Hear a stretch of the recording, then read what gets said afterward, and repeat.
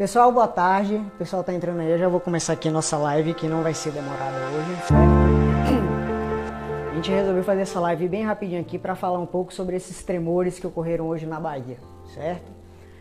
Desde 8 horas que eu tô recebendo aqui mensagem no meu WhatsApp de aluno e de amigos, querendo saber por que esse terremoto tá acontecendo aqui na Bahia, se devem se preocupar, o que significa a magnitude, se terremoto é a mesma coisa que tremor.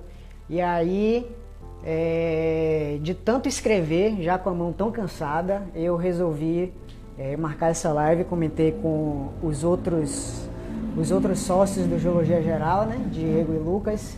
Eles aprovaram a ideia e aí a gente resolveu fazer essa live aqui bem rapidinho, certo? Hernan Salles, me nota, você já está anotado, companheiro? Então vamos lá. Antes de começar a falar propriamente dos tremores que ocorreram na Bahia, como eu acredito que o público que esteja hoje aqui na live seja bastante variado, desde geólogos, estudantes de geologia, até um público que não tem nada a ver com a geologia, eu resolvi conceituar algumas coisinhas bem rápidas para a gente entrar no que interessa mesmo de fato, certo? Então, terremoto ou tremor nada mais é do que, também conhecido como abalo sísmico, é um tremor que ocorre na Terra, certo? Na superfície do nosso planeta, oriunda de eventos naturais ou induzidos que ocorrem na subsuperfície do nosso planeta. E aí, quando eu digo subsuperfície, pode ser em profundidades rasas, ou seja, próximo aqui à nossa superfície, ou profundidades maiores, chegando a 50 a 100 quilômetros, certo? Então, basicamente, isso seria o terremoto, ou seja, um abalo sísmico, um tremor que a gente sente essa tremedeira aqui na superfície do nosso planeta, beleza? E aí eu separei aqui alguns slides rápidos de última hora para ficar mais fácil a visualização. E separei o que são os elementos principais que compõem um tremor ou um terremoto. E aí, antes de passar isso, quem tiver pergunta como vai ficar complicado acompanhar esse bate-papo e o que eu estou falando, tem um quadradinho com interrogaçãozinha aqui do lado de comentários. Vocês clicam aí, mandam perguntas, fica mais fácil de eu responder ao longo dessa transmissão, beleza? Então, deixa eu ver se eu consigo inverter aqui minha tela. Pronto, inverti aqui a tela. E aí, como eu falei, a gente tem alguns elementos principais de um terremoto ou de um abalo sísmico, que são esses que estão aí nesse modelozinho na tela do notebook, certo? Que são a falha, o hipocentro, o epicentro e as ondas sísmicas. Então, o hipocentro ou foco é onde ocorre a primeira liberação de energia oriunda dessa movimentação de placas ou de rochas ou deslizamento de rocha, certo? Se for natural ou se for induzido ou provocado pelo homem, pode ser, por exemplo, detonação em atividades minerárias, pode ser exploração de gases, onde essas câmaras onde tem esses gases pode romper e gerar uma pressão, e essa pressão dá origem a um abalo sísmico, certo? Então, o ponto inicial, digamos que o ponto de start é esse hipocentro que está marcado aqui nessa posição. Deixa eu ver se o mousezinho vai pronto. Aqui é o hipocentro, também chamado de foco. Quando ocorre essa primeira liberação de energia, essa liberação de energia se dá a partir de ondas, que são as ondas sísmicas, certo? São 4 tipos de ondas, as principais, 2 superficiais e 2 interiores, ou seja, que ocorrem no planeta, que eu não vou entrar nessa seara, que não interessa aqui agora, porque é uma live bem rápida, certo?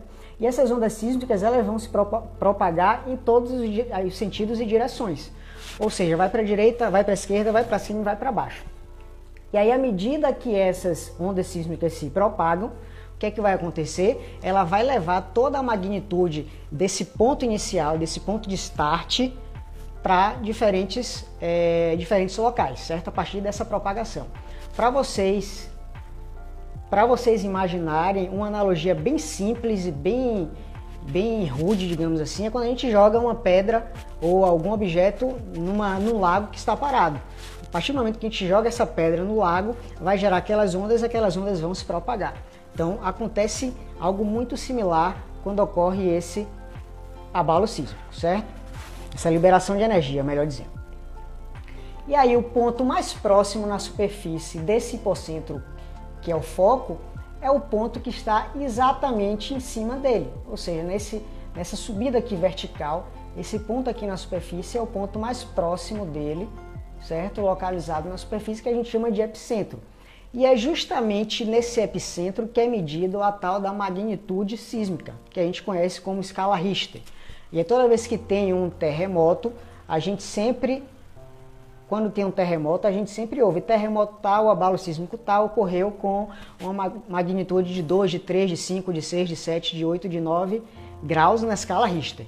O que é que significa esse número? Esse número, ele é um valor de magnitude, ou seja, de potência, certo? Dessas ondas sísmicas, certo?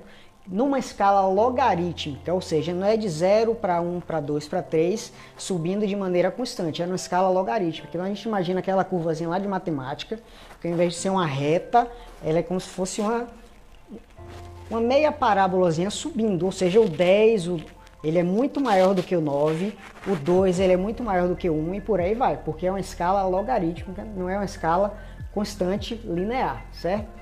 E aí, para vocês terem uma ideia dessa escala Richter, eu peguei aqui rapidamente na internet uma escala Richter, e essa escala Richter ela vai de 0 até atualmente 9,5. Por que atualmente?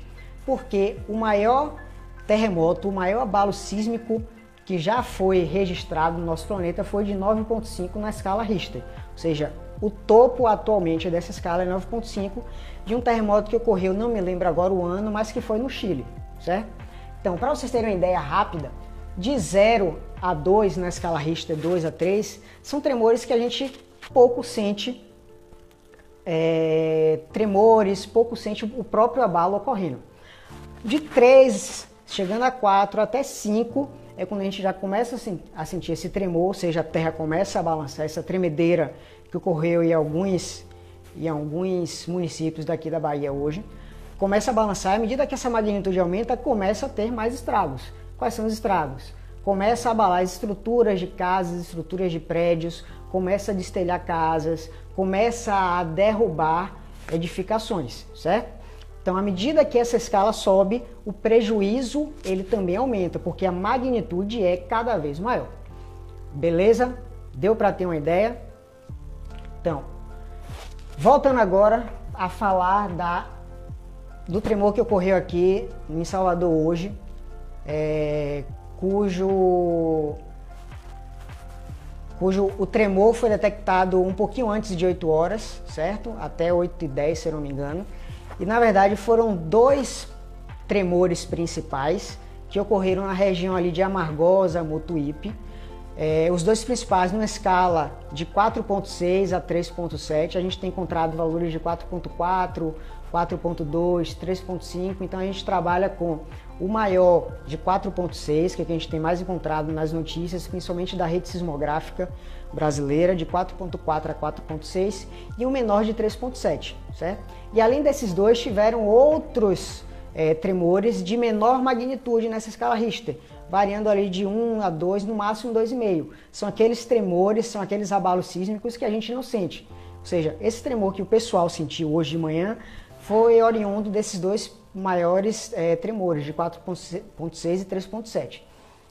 E aí vem uma pergunta que todo mundo pergunta a geólogo ou a estudante de geologia. Mas espera aí, como é que tem terremoto no Brasil se o Brasil está numa região no meio de uma placa tectônica onde teoricamente não deveria existir terremotos, certo? Tô bebendo uma cervejinha porque hoje é domingo, viu, galera? E aí vale a pena eu conceituar por que tem esses terremotos aqui no interior dessa placa, ou seja, aqui no nosso Brasil, certo? E o que é que causa esses terremotos. E aí, falando especificamente desse de hoje, vale a pena comentar que a região onde ocorreram esses tremores, a linha Amargosa, Mutuípe, no interior aqui do estado da Bahia, ela está localizada no que a gente chama de Craton do São Francisco. Primeira coisa, o que é Craton? Craton é um grande bloco de rochas, vou falar de uma maneira bem didática para todo mundo entender, certo? Um grande bloco de rochas estável e atectônico, ou seja, sem ocorrência de tectonismo. Mas aí vocês vão pensar, mas se é atectônico, por que eu tenho esses eventos de terremotos e tremores? Então, quando eu digo que ele é atectônico, significa que nesse grande bloco de rochas eu não tenho grandes eventos de tectonismo, ou seja, eventos regionais de grandes proporções, mas eu tenho eventos menores, pontuais, locais, onde eu vou ter movimentação de blocos de rochas que vai gerar esses tremores e esses abalos sísmicos, certo? Então, esse cráton de São Francisco, novamente para ficar mais fácil de entender, é um grande bloco de rochas, na maior parte rochas ígneas e metamórficas. E esse grande cráton de São Francisco, se vocês podem observar, ele está na Bahia, em Sergipe, Piauí, Tocantins, Goiás e Minas Gerais, certo? Então, como eu peguei essa imagem rápida na internet só para ilustrar essa live, vocês desconsideram essa área de estudo, porque essa área de estudo é do artigo da onde eu peguei rapidamente essa imagem do cráton de São Francisco, para vocês se situarem. E o nosso terremoto ocorreu mais ou menos aqui onde eu estou passando o meu mouse, certo? Ou seja, foi na Bahia, foi dentro do cráton do São Francisco, e o cráton do São Francisco na Bahia e em Sergipe, é composto por grandes 4 blocos de rochas arqueanos a paleoproterozoicos, ou seja, que se formaram dali de 1 bilhão, B de bola, 1 bilhão e 600 milhões até 4 bilhões de anos aproximadamente, certo? E esses blocos de rochas ali no paleoproterozoico, eles se chocaram. E quando esses 4 grandes blocos de rochas se chocaram, deram origem ao cráton de São Francisco na porção aqui da Bahia. E quem são esses grandes 4 blocos? O bloco Gavião, esse rosa, o bloco Itabuna, Salvador, Curaçá, que é esse azul, o Serrinha em verde aqui e o Jequié, que é esse em laranja, certo? E essas setas indicam justamente a direção desses choques, beleza? E aí quando eles se chocam, mostrando aqui agora na nossa Bahia, certo? Eu tenho aqui novamente os 4 blocos, Gavião, Jequié, Itabuna, Salvador, Curaçá e Serrinha, e eu tenho aqui essa área de pesquisa. E aí aqui vale a pena falar que esse mapa eu peguei da tese de doutorado do geólogo Heron Macedo, geólogo da CPRM, que coincidentemente ele fez o trabalho dele de doutorado em uma região que engloba essa região onde hoje teve esses tremores, que é aquela região ali de Amargosa e de Mutuípe, toda aquela região próxima, certo? Então, voltando aqui para esse mapinha, o que vocês podem observar é que eu tenho várias linhas aqui, certo? E essas linhas cheias de triângulozinhos. E essas linhas mais grossas indicam as zonas de sutura desses grandes blocos. Ou seja, quando esses grandes blocos se chocaram, a partir do momento que eles se chocam, eles geram essas zonas de sutura. E essas zonas de sutura é que podem vir a dar origem a futuros tremores ou abalos sísmicos, ou seja, são áreas em potencial desses tremores e abalos sísmicos, porque são áreas onde eu tenho falhamento, onde eu tenho zonas de cisalhamento, que são áreas suscetíveis à movimentação desses grandes blocos de rocha e que, movimentando poucos centímetros, libera uma energia, essa energia propagada a partir de ondas chega até a superfície, beleza? Então, voltando para cá, deixa eu ver se eu consigo dar um zoom aqui, melhorar. Não consigo dar o zoom, mas tudo bem. Se vocês observarem, dentro aqui desse quadradinho, a gente tem Amargosa e Mutuípe, e vocês observam que passa justamente essa zona de sutura do bloco Itabuna, Salvador, Curaçá com o bloco Jequié. Ou seja, é uma zona bem propícia a ter abalos sísmicos, ou seja, movimentação de...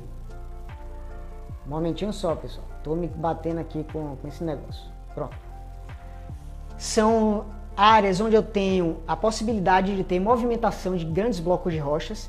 E essa movimentação é uma movimentação natural. Por quê? Porque se eu tenho zonas, zonas de falha, zonas de cisalhamento, eu tenho a possibilidade de existir grandes ambientes onde eu não tenho rochas. E esses ambientes vazios tendem aqui a ser ocupados por rocha. E para ser ocupado, essas rochas elas vão ter que se movimentar. Então, uma possibilidade, olha o que eu estou falando, uma possibilidade desses tremores de hoje, que teve o foco em Amargosa e em adjacências, é essa reativação de zonas de cisalhamento ou de falhas geológicas que existem na região, certo? Ou seja, a movimentação desses blocos de rocha, que a partir do momento em que elas se movimentam, elas geram um abalo, certo? Porque são grandes blocos de rochas que geram esse abalo, essas ondas vão se propagar e à medida que se propaga, chega até a superfície. E como a profundidade foi rasa, ou seja, a profundidade de ocorrência do hipocentro, ou seja, do foco desses abalos, foi em torno de 10 quilômetros, que isso geologicamente a gente considera como raso, então chega rapidamente na superfície. Então quando chega rapidamente na superfície, chega com energia alta. Se fosse uma profundidade de 50, de 100 quilômetros, daqui que essas ondas percorressem todos esses 50 a 100 quilômetros, eles iam perdendo energia e chegaria aqui na superfície mais enfraquecidas. Mas como foi raso 10 quilômetros, então, entre aspas, a pancada foi muito forte, certo?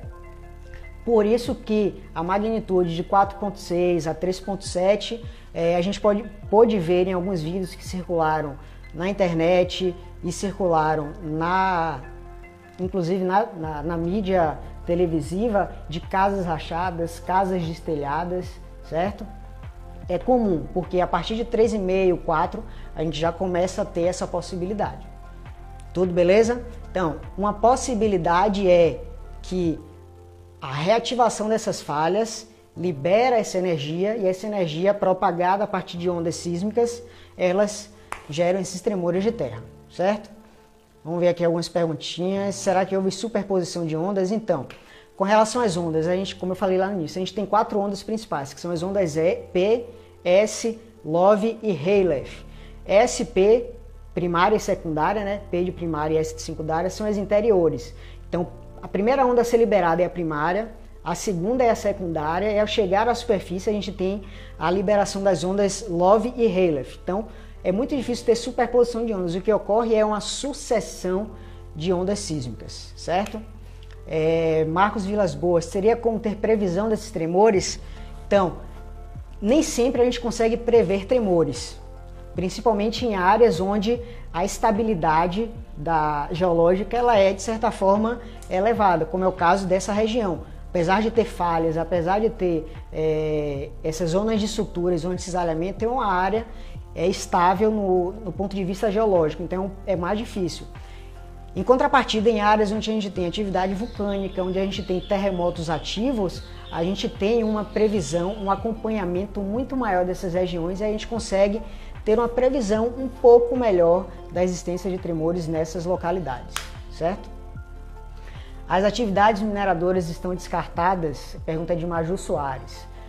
Você fez essa pergunta, eu já lembrei de um outro fator que também as pessoas levantaram e eu já vou falar dos dois aqui. Por conta da magnitude e por já sabermos da profundidade do foco desse abalo sísmico, nesse caso, as atividades mineradoras sim estão descartadas, certo? E o que eu ouvi muitas pessoas acharem foi com relação à barragem de Pedra do Cavalo. Lembrando que há alguns dias, algumas semanas, teve um pequeno tremor, acho que menos de 2 graus na escala Richter, na região de Cachoeira, e o pessoal já começou a achar que teria alguma relação com a barragem Pedra do Cavalo, certo? Já lá naquele tremor, essa possibilidade foi descartada. E aí, nesse caso de agora, eu acredito que não tenha também nada a ver com a barragem de Pedra do Cavalo. A possibilidade maior que tenha sido um abalo sísmico natural, oriundo da reativação de falhas geológicas e zonas de cisalhamento que existem na região, certo? Aqui, Luan comentando que foi de 1.6 na escala Richter lá em Cachoeira. Obrigado, Luan. Tiveram algumas perguntinhas aqui. A Thalita perguntou se seria reativação das falhas, que eu acabei de falar aqui. Sim, a maior possibilidade é a reativação de falhas.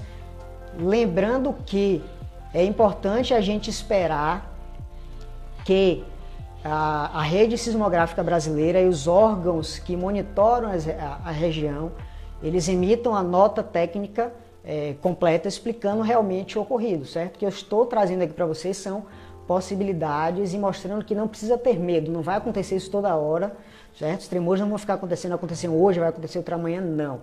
Isso é uma atividade natural que ocorre em qualquer local onde a gente tem zonas de falha, zonas de cisalhamento, ambientes geológicos favoráveis a essas movimentações, certo? A Lani aqui, um geólogo comentou que poderia ter sido a acomodação de terra por causa do exaurimento de aquífero. Seria possível? Sim, é uma possibilidade. Eu agora não me recordo de aquíferos grandes o suficiente na região para ocasionar isso, mas caso exista, sim, é uma possibilidade, certo? Uma vez que aquíferos também estão relacionados a essas zonas de falha, a água sempre vai procurar o ambiente mais fácil para circular, e essas falhas, esses ambientes, eles são propícios para a água circular, beleza? Maju Soares, o que pode ter causado os abalos no hipocentro? É o que eu acabei de falar. A possibilidade mais possível, né? A maior possibilidade é justamente a reativação de falhas geológicas que existem no local. Professor Vanderlei, é possível prever onde e quando acontecerão os próximos tremores no recôncavo? Infelizmente, professor Vanderlei, não tem como prever onde e quando ocorrerão os próximos tremores. O que mais aqui? Se acontecer um novo tremor mais forte, como as pessoas podem se proteger? Ótima pergunta, professor. Quando a gente tem esses tremores de terra, botem uma coisa na cabeça e nunca esqueça. Quando a terra começar a tremer, a gente sempre vai correr, sempre vai procurar ambientes descampados, ou seja, ambientes abertos, que a gente não tenha nada em cima das nossas cabeças.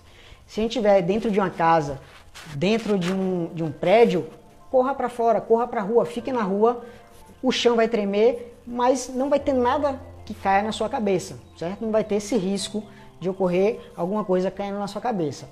Caso você esteja em um ambiente onde esteja difícil, esteja longe de chegar até a rua, o que se falam é ficar embaixo das portas, porque essas regiões de portas, certo? São regiões estruturais mais fortes. Então a tendência é que tetos caiam, mas a região de portas elas têm uma capacidade maior de suportar esses abalos. Então, primeira possibilidade, a melhor de todas vai para a rua. Chegando na rua, fica lá, terminou o tremor, dá um tempo, viu que estabilizou, começa a voltar ao normal. Não conseguiu ir para a rua, fica embaixo de uma área bem estável, embaixo de vãos de portas, por exemplo. Sara, sai correndo de máscara, é importante, sai correndo de máscara, viu, galera? Então, a da Thalita aqui eu já respondi, com relação à ativação de falhas. A da Maju eu também já respondi, com relação ao que pode ter causado esses hipocentros. Não sei se teve mais alguma pergunta, galera, deixa eu ver aqui. Um tremor dessa magnitude em Cachoeira poderia ser fatal devido à barragem? Então, Peixoto, com relação a isso, a barragem ela é construída pensando em todas as possibilidades de prever essas grandes catástrofes, certo? Então, uma magnitude de 4,6 pode gerar defeitos, pode gerar problemas na estrutura, só que eu acredito que uma estrutura de uma barragem ela é suficientemente forte para suportar uma pancada de 4,6, certo? Vai haver abalo na estrutura? Vai, só que ela é capaz de suportar e não destruir completamente. Deixa eu ver se tem mais alguma aqui. Pessoal, se tiver mais alguma pergunta, vocês podem falar, certo? Então, acredito que não teve mais pergunta. E aí, só para complementar, só para terminar aqui, rachaduras em paredes devem ser investigadas por engenheiros ou pedreiros? Lógico. Importante, quando uma casa ela é rachada por um evento de abalo sísmico com tremor, logicamente quem tem que avaliar essas estruturas após o evento, logicamente são aqueles profissionais competentes, ou seja, engenheiros civis certo? E aqueles outros profissionais que trabalham com estrutura de edificações, ou seja, eles vão analisar, vão avaliar o imóvel que sofreu essas avarias e a partir daí eles vão dizer, ó, isso aqui pode ser consertado ou não, esse edifício está condenado, beleza? Que mais? A live sim vai ficar disponível. Em Salvador, qual foi a escala do tremor? Eu não sei dizer qual foi a escala do tremor, mas uma vez que Salvador está um pouco longe do hipocentro, do foco e do epicentro, que foi em Amargosa, ali em Mutuípe, naquela região, eu acredito que em Salvador a magnitude já tenha chegado abaixo de 3, certo? Localização do epicentro foi ali na região de Amargosa e Mutuípe. É mais seguro tomar cerveja no fim de semana fora de casa, então, por segurança? E nesses casos de tremor, sim, mas na porta de casa de preferência, certo? De máscara, só tira a máscara na hora que for tomar a sua cervejinha, mas fica ali do lado de fora, na porta de casa, beleza? Acho que tem aqui mais algumas perguntas, deixa eu ver. Em São Miguel das Matas, vem acontecendo desde 2018. Ou seja, mostrando que essa reativação de falhas é algo natural, certo? Pode ter outras causas possíveis? Sim, pode ter. Eu estou citando uma das possíveis causas por conta da geologia da região, certo? O que Yves Garcia está falando que em São Miguel vinha acontecendo desde 2018. Então, terremotos no país, eles ocorrem, certo? Com frequência. Só que a maioria dos terremotos são de baixa magnitude, de 1 grau, 2 graus, e a gente praticamente não sente. Deixa eu ver se teve mais alguma coisa aqui. Não, é basicamente isso. E aí, galera, só para terminar, acho que a live já está bem extensa, certo? Essa imagenzinha aqui, para vocês terem uma ideia aqui. O Brasil, ele está situado aqui, no meio da placa tectônica sul-americana, certo? E essa grande espinha aqui é a dorsal meso-oceânica, que separa o lado de cá, o lado ocidental, do lado oriental, certo? Aqui a gente tem as Américas do Sul, Central e Norte, e aqui a gente tem África e Europa, beleza? O que a gente tem aqui é a formação de rochas. E quando essas rochas são formadas aqui nessa cadeia meso-oceânica, elas sofrem um espalhamento, ou seja, a rocha ela é formada aqui na cadeia meso-oceânica e quando ela é formada ela vai se espalhar lateralmente. E quando ela se espalha lateralmente, logicamente ela vai empurrando as rochas já formadas. E à medida que essas rochas já formadas vão sendo empurradas, logicamente elas vão contraindo, certo? Todo esse bloco de rochas que já existe aqui. E essa contração, ela pode ser uma possibilidade de gerar esses abalos sísmicos. Beleza? Deixa eu ver se tem mais alguma pergunta aqui.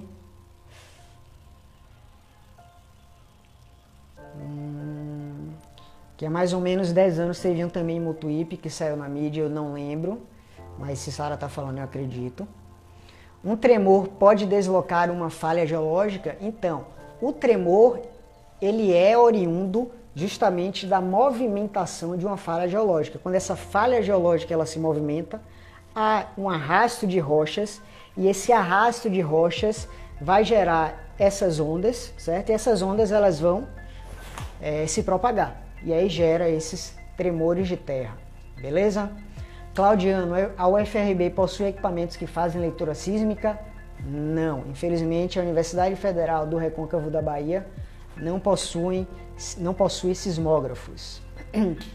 Se em Amargosa não tem estação para medição, como saber com precisão a magnitude? Então, Peixoto, com relação à precisão de magnitude, há uma série de laboratórios, de observatórios, melhor dizendo, no país que monitoram todas as atividades sísmicas que ocorrem no nosso país, no Brasil, certo? A gente tem sismógrafos, na UFBA, se não me engano, tem sismógrafo, a gente tem sismógrafo no Rio, a gente tem sismógrafo em Brasília, sismógrafo no Rio Grande do Norte e no Rio de Janeiro e em tantos outros locais. Então é uma rede sismográfica que fica responsável por analisar todos esses movimentos, esses tremores, esses abalos sísmicos que ocorrem no nosso país, certo? Algumas influências da falha de Salvador, eu, Marcos, acredito que não. Que mais? Nesses últimos anos aconteceu mais tremores do que no final do século passado? Clemilton, excelente pergunta, viu? Eu preciso, não sei te responder, eu vou fazer essa investigação histórica e aí a gente pode trazer para cá como forma de publicação para o canal do Geologia Geral, certo? Que informação de Diego, é muito importante lembrar que a Terra não é plana, viu, galera? Muito importante isso. Rony, com esse abalo sísmico é possível que essa energia chegue até o mar, aumentando a altura das ondas? Não. Esse tremor que ocorreu na Terra não vai chegar até o mar e vai gerar ondas ou tsunamis que vai voltar para a Terra. Isso não vai acontecer, beleza? O que pensar sobre a falha de Maragogipe que localiza-se onde foi construída a barragem de Pedra do Cavalo? Então, é o que eu falei. Quando da construção da barragem de Pedra do Cavalo, logicamente, a equipe técnica sabia da existência dessa falha de Maragogipe e com certeza eles monitoram constantemente toda a região, geologicamente falando, certo? Para que não venha a ocorrer algum tipo de catástrofe. Tanto é que até hoje a barragem nunca sofreu nenhuma catástrofe geologicamente falando, certo? Já vou olhar as da caixinha, fiquem tranquilos. Fábio pedindo para colocar nos podcasts, a gente pode colocar no podcast, no Spotify depois também. Deixa eu ver aqui. Sara, meu sonho é cursar geologia. Você tem alguma dica para me dar?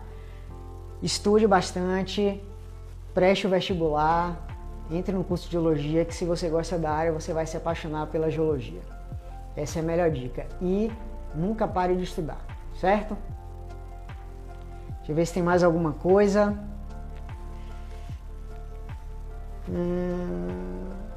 Pessoal, acho que foi isso. Acho que eu respondi todas as perguntas, certo? Pronto, aqui ó, Karine acabou de falar, Leandro informou que na própria barragem de Pedra do Cavalo tem sismógrafos, pronto. Para mostrar que a equipe técnica da barragem de Pedra do Cavalo, sabendo do contexto geológico da região, adquiriu um sismógrafo que é justamente para monitorar todas as atividades que ocorrem nessa região, beleza? Infelizmente eu não senti o tremor aqui onde eu moro, queria ter sentido, certo? Vai ficar para uma próxima e como eu já falei para alguns alunos meus, espero que isso ocorra novamente quando eu estiver dando aula presencial, que aí vai ser uma geologia ao vivo para os meus alunos, beleza? Pessoal, é isso, vou fechar a live, como eu falei, hoje a live foi bem rápida, ela vai ficar salva aqui no nosso canal, certo? Vamos voltar a tomar uma, porque hoje é domingo, certo? Nosso plantão Geologia Geral termina por aqui. Espero que eu tenha conseguido tirar as dúvidas de vocês, ou a maior parte das dúvidas. Quem tiver mais alguma dúvida, pode perguntar pra gente no direct, pode perguntar pra gente no nosso canal do YouTube, pode perguntar à vontade que a gente responde, beleza? Lembrando que a gente está no Instagram, fazendo aqui logo o merchan, a gente está no Instagram, a gente está no YouTube, a gente está no Spotify e o nosso e-mail é 3geologiageral@gmail.com. Qualquer coisa, pode perturbar a gente que a gente responde a vocês, beleza? Galera, muito obrigado a todos vocês. Fechando a live, qualquer coisa, só procurar a gente. Tchau, tchau.